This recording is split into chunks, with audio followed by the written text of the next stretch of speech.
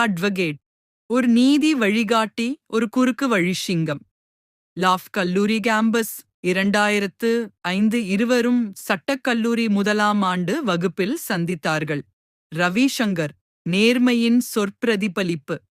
ஜெயசீலன் புத்திசாலித்தனத்தின் கீழ்மட்ட வடிவம். அன்றிலிருந்து இன்று வரை அவர்கள் வேறுபட்டு போனதே இல்லை. சாப்பாடு, தூக்கம், காதல், திருமணம் எல்லாமே ஒரே பாதை, ஒரே நோக்கம். கோர்ட்ரூம் 2015 இப்போது இருவரும் முன்னணி குற்றவியல் வழக்கறிஞர்கள். ஒரே ஆபீஸ், ஒரே புகழ்.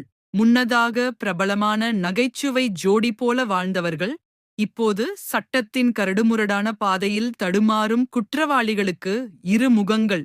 ரவிசங்கர் சத்தியமே என் சுவாசம். ஜெயசீலன் வெற்றி வரணும், வழி நேரமா இல்லாமா அப்படி என்ன?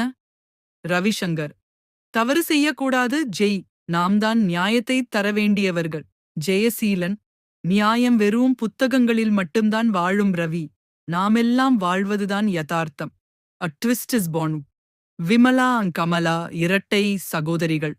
அவர்கள் காதலிலும் ஒருமைப்பாடு. ஆனால் வாழ்க்கை ஒரு போதையை கொடுக்கும். ஒரு வழக்கில் வாடகைக்கு வாங்கிய சாட்சிகள், ஒரு கொலை வழக்கில் மறைக்கப்பட்ட உண்மை. இருவரின் வழிகள் எதிரே ஓடும் வழித்தடங்களைப் போல் மாறுகின்றன. அட்வொகேட் நீதி என்பது ஒவ்வொருவருக்கும் வேறுபடலாம். ஆனால் உண்மை ஒரே மாதிரிதான் இருக்கும். விரைவில் உங்கள் முன்னிலையில்.